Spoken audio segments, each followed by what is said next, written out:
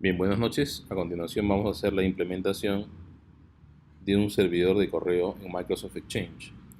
Para ello tenemos que saber que el servidor Microsoft Exchange necesita de una infraestructura de redes de dominio. Por lo tanto, vamos a instalar el Windows Server. Para ello yo tengo por acá un VMware, solo que este es un VMware Fusion, donde al usar una Mac, como en este caso, pues para virtualizar utilizo este software que es el VMware Fusion. Usted probablemente utilizará el VMware Workstation. Entonces voy a instalar una nueva máquina virtual, en este caso con Windows Server 2012 R2.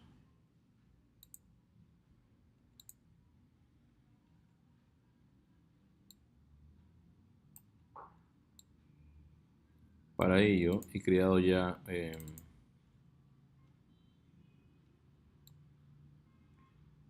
una carpeta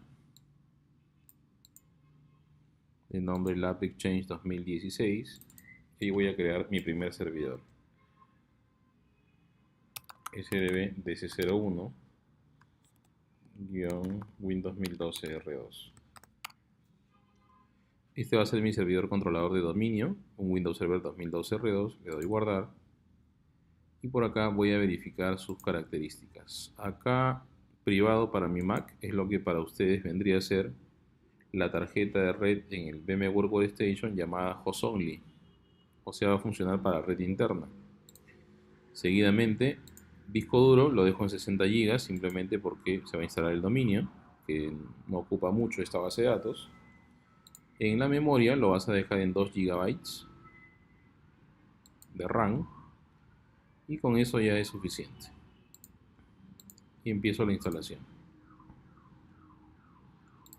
El proceso de la instalación es una instalación como de costumbre. Vamos a ver rápidamente.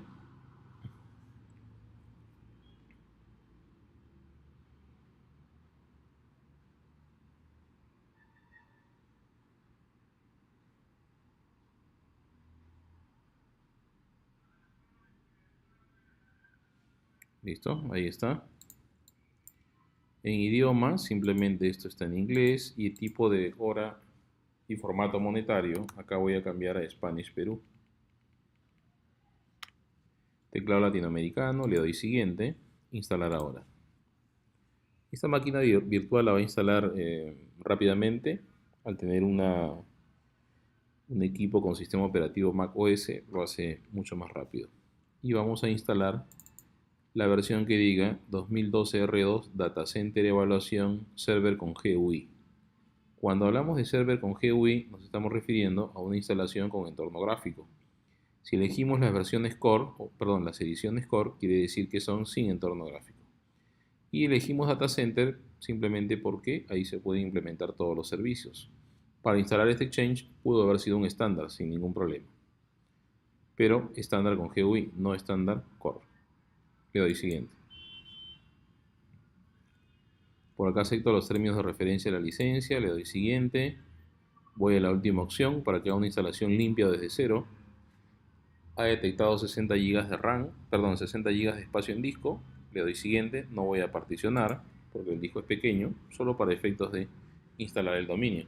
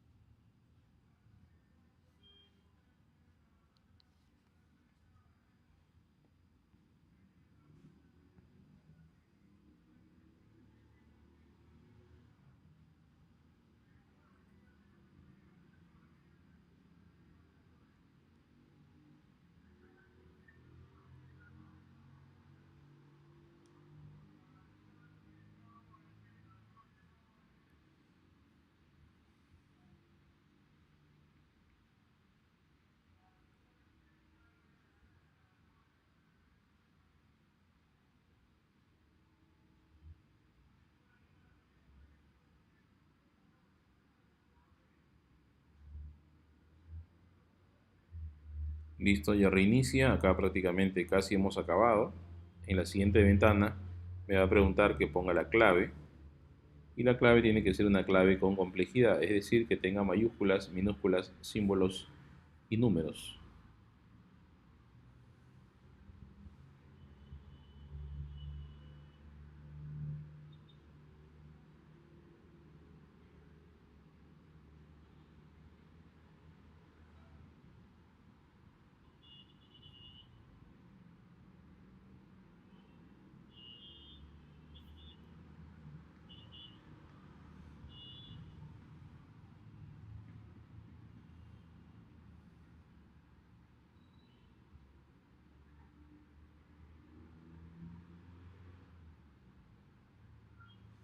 Listo, pongo la clave. Observen cuál es mi clave. Soporte S mayúscula 0, P minúscula 0, R minúscula, T minúscula 3. Cumple con la condición.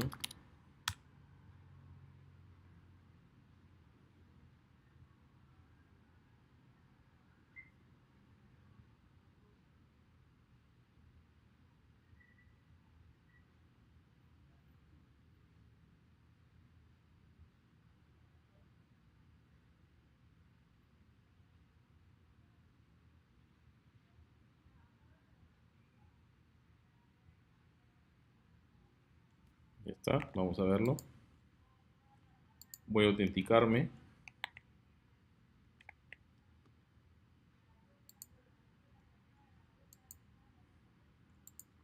Me pide la clave.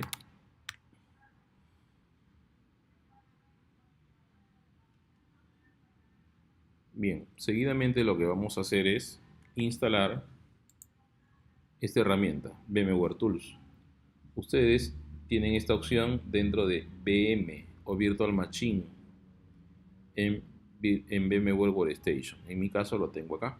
Le doy clic allí, le doy instalar y luego se van a ir al explorador del Windows y ahí van a ver que acá va a aparecer VM. Le das doble clic, va a empezar a instalar. Inicialmente va a aparecer un icono en la parte inferior parpadeando. Ahí está, le doy clic ahí, siguiente a todo, por defecto. Una vez que acaba la instalación va a reiniciar. ¿Para qué me sirve esta herramienta de VMware Tools? Para que primero que nada la pantalla se va a colocar en la misma pantalla de su monitor o de su laptop. Va a capturar toda la resolución de su máquina. ¿De acuerdo? Y al reiniciar, pues va a cargar de tal manera que se redimensiona la pantalla y seguidamente, algo muy importante, que yo puedo copiar archivos desde la máquina física hacia la máquina virtual y de la máquina virtual hacia la máquina física. Bueno, en este caso se ve bien chiquitito porque al ser una Mac tiene una composición de la pantalla llamada Retina Display. Entonces yo acá le voy a quitar. Esto ustedes no lo pueden hacer solo en este equipo. Ahora sí. Vuelvo a autenticarme.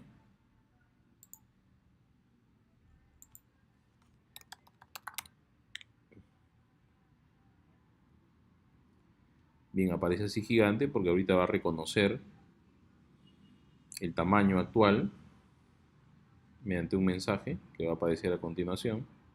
Le doy ahí OK. A ustedes probablemente les salga lo mismo, también le dan OK.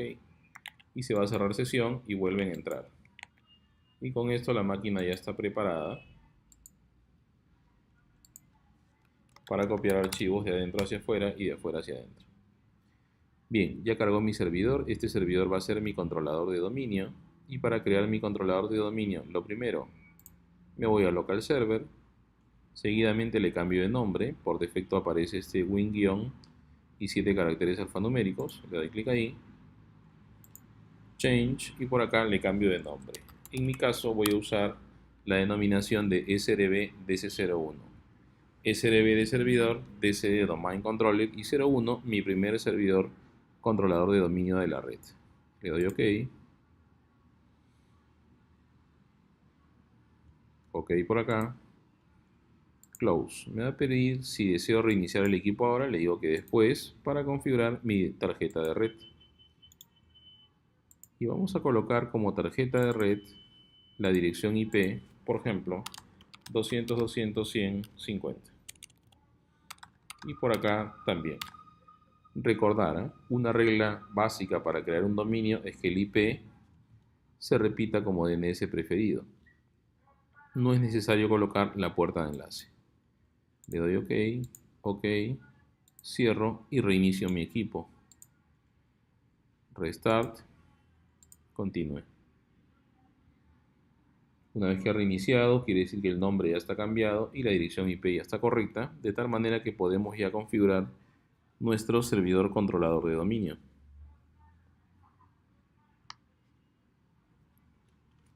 Veamos.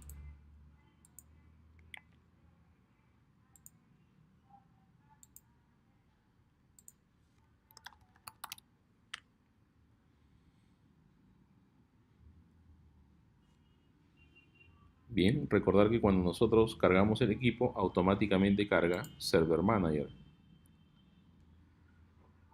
Ahí está el nombre cambiado, la dirección IP. Y para crear un dominio, porque en este momento es un grupo de trabajo, te vas a instalarlo. Manage, agregar roles y características. Por acá le doy siguiente. Por acá siguiente en la opción de roles basados en características. Siguiente. Acá verifico que el nombre y que el IP sean correctos. Si aparece un IP diferente del que he configurado, cancelas todo y actualizas con este circulito o refresh de la consola. Siguiente. Acá vas a elegir el rol de App Directory Domain Services.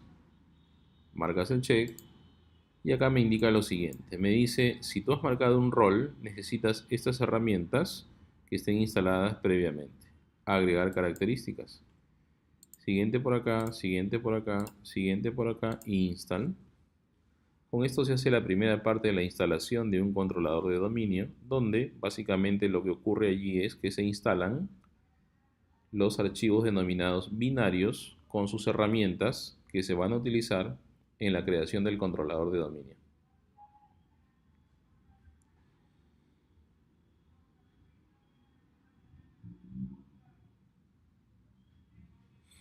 Bien, acá debe decir configuración requerida, instalación suceded o satisfactoria. Le doy close y debe aparecer ese triángulo en la parte superior. Esta parte de acá se denomina bandera de notificaciones. Siempre que veas un triángulo de este color, debes pensar en que has instalado un rol y que necesita una instalación, una configuración adicional para culminar. Clic allí y como que te dice Post Deployment Configuration o configuración post implementación.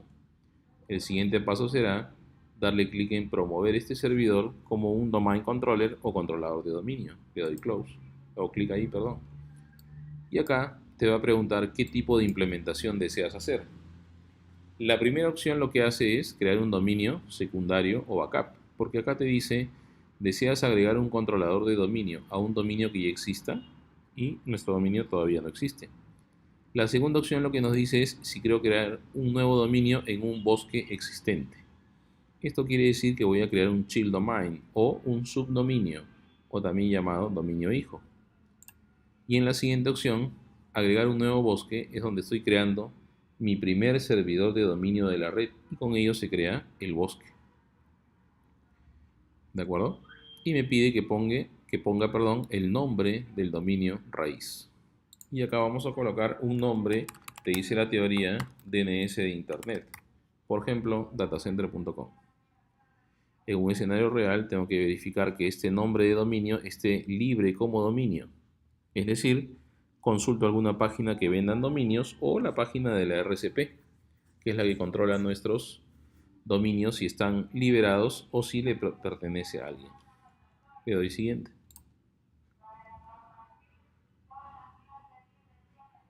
Bien, acá te muestra cuál es el nivel funcional del dominio y del bosque. Cuando hablamos de nivel funcional nos referimos a lo siguiente. Si yo marco, por ejemplo, Windows Server 2008, le estoy diciendo a Windows Server que el siguiente servidor controlador de dominio tiene que ser mínimo 2008. Es decir, puede ser 2008, 2008 R2, 2012, 2012 R2 o el propio Windows Server 2016. Recuerda, esto solamente hace referencia a los controladores de dominio.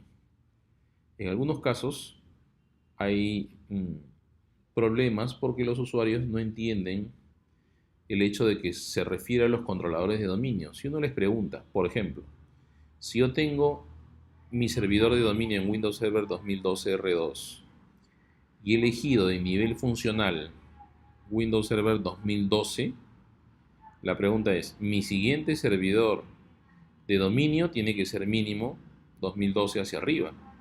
Y si uno les pregunta, ¿yo podría implementar un servidor de archivos con un Windows Server 2003? Pues efectivamente sí se puede, porque un servidor de archivos es de tipo miembro del dominio, no controlador de dominio. Bien, lo dejo allí en 2012 R2 y acá me muestra las opciones que se van a instalar. La teoría dice que el App Directory se integra siempre al DNS. Es por ello que siempre van a estar instalados en el propio servidor. Debajo aparece Global Catalog, donde el Global Catalog lo que hace es, dentro de sus múltiples funcionalidades, hacer que los usuarios puedan autenticarse en el controlador. Y la siguiente opción habla acerca de un Read Only Domain Controller o un RODC. Este RODC se refiere a los servidores de dominio de solo lectura. Microsoft los crea pensando en la implementación en las sucursales o oficinas remotas o descentralizadas, asumiendo que no existen administradores de red en esos lugares y donde el servidor probablemente está en una oficina y es propenso a que alguien pueda tomar el control. Pero si eso ocurriera, no van a poder hacer ninguna modificación porque solo es de solo lectura. Quiere decir que los usuarios o políticas de seguridad que se van a crear se crean en la oficina o sede principal que tiene un controlador de dominio lectura-escritura y eso va a replicar hacia su sucursal que es de solo lectura. Y está acá desmarcado o deshabilitado porque el primer servidor de dominio jamás puede ser de solo lectura. De abajo me pide que ponga una clave para el modo de CRM. Esta clave la voy a utilizar si deseo recuperar mi servidor controlador de dominio ante una caída. Si hablamos de recuperación, quiere decir que previamente hayas tenido que hacer un backup del System State. Y el System State es conocido como el backup del estado del sistema, donde solamente saca información de todo el controlador de dominio, es decir, controlador de dominio, estamos hablando del App Directory, DNS, la carpeta administrativa sysvol, los mapeos, los GPOs o también llamados scripts de inicio de sesión. Bien, pongo acá una clave que tiene que ser también con complejidad y le doy siguiente. Por acá le doy siguiente simplemente y acá va a detectar el NetBIOS. El NetBIOS es la palabra, es decir, nuestro nombre de dominio era datacenter.com y la palabra será simplemente datacenter. Esto hace referencia a que el NetBIOS es un protocolo de comunicación que se usaba para sistemas operativos antiguos, ¿no? Por ejemplo, estamos hablando de Windows 95, Windows 98 hasta Windows XP. El NetBIOS o el NetBIOS, como algunos le llaman de esta manera, era el protocolo de comunicación que permitía el enlace entre estos equipos.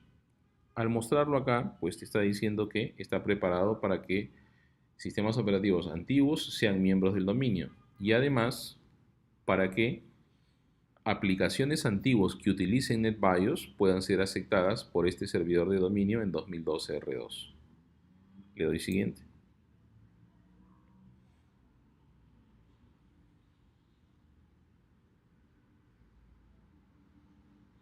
Bien, acá me muestra la ruta de dónde va a almacenar la información o las bases de datos que contienen el dominio y la carpeta administrativa sysvol.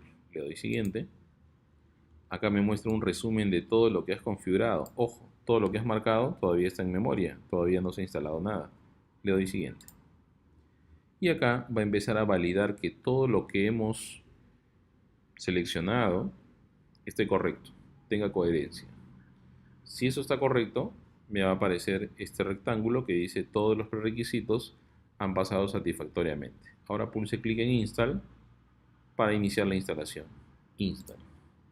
Y luego de eso simplemente tenemos que esperar. Va a empezar a reiniciar de manera automática y al reiniciar estará creando nuestro servidor controlador de dominio.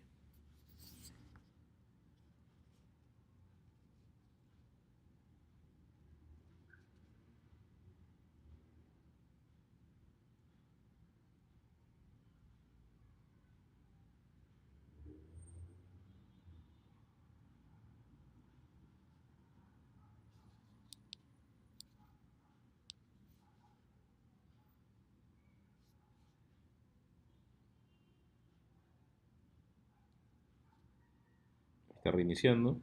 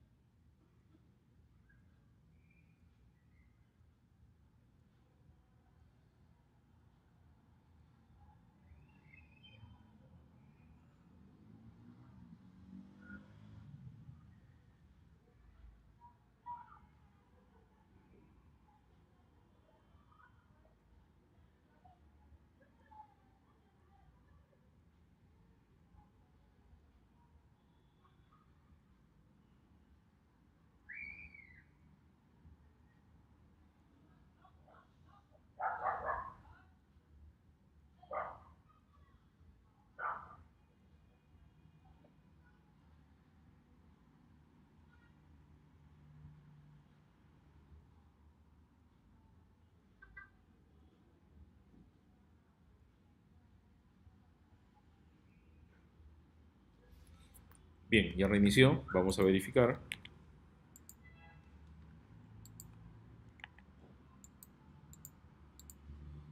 Nos vamos a autenticar y ya debe aparecer Data Center, ¿no?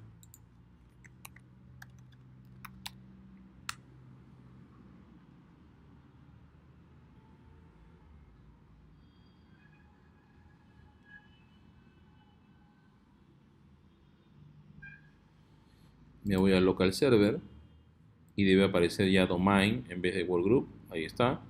Solo que por el nombre me doy cuenta que es un controlador de dominio. Pero para estar 100% seguros, dentro de Tools deberían estar las herramientas de App Directory, DNS, la parte de Group Policy Management, ¿de acuerdo? Una verificación adicional podría ser ingresando a la tarjeta de red y vamos a ver que ha hecho una modificación. Es decir, el IP que antes era 200.200.150 lo ha cambiado a 127.0.0.1. Esto es conocido con el nombre del IP de loopback o localhost. Siempre ocurre lo mismo. Lo podemos dejar allí o podemos modificar la configuración. Le doy OK. Otra de las pruebas que podríamos hacer es abrir un command prompt y hacer un ping al dominio. Con eso me está respondiendo el DNS que está funcionando de manera correcta. Quiere decir que está resolviendo. Podríamos también usar un comando que es el netdoom query fsmo, que lo que hace es indicarnos quién es el controlador de dominio principal de esta infraestructura de redes de dominio.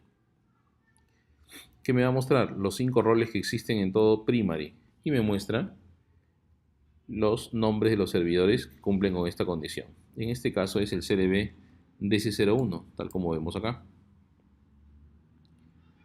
Bien, las herramientas comúnmente utilizadas son App Directory Users and Computers, donde acá vemos toda la parte de configuración de usuarios y equipos, grupos, ¿de acuerdo? Y cargamos también, por ejemplo, nuestra herramienta denominada DNS. Hemos entrado expresamente al DNS porque lo que queremos ver es la configuración de la zona de búsqueda directa o Forward Lookup Zone, que aparece siempre de esta manera. Es decir, todos los equipos de la red van a aparecer con el nombre de un registro tipo host, que indica que este es un equipo que se encuentra en la red. Y lo otro que tenemos es la zona de búsqueda inversa, que por defecto no viene configurado. Acá lo que tenemos que registrar es el segmento de red en el cual vamos a trabajar. Le doy botón derecho, nueva zona, por acá siguiente, y como estamos configurando nuestro primer DNS de la red, le doy primary zone. Le doy siguiente. Siguiente por acá, IPv4, siguiente por acá, y me pide que registre el Network ID. En este caso será el 200.200.100. Le doy siguiente a todo y finish. Se ha creado la zona de búsqueda inversa. El objetivo de esto es crear la inversa de todos los hosts de acá. Tenemos que crear la inversa de este host. Me voy acá, botón derecho, New Pointer PTR. De esta manera creo la inversa. Y acá me pregunta, dime la inversa de qué equipo deseas crear. Quiero crear del 50, es decir, de mi controlador de dominio. Y lo voy a buscar en Browse.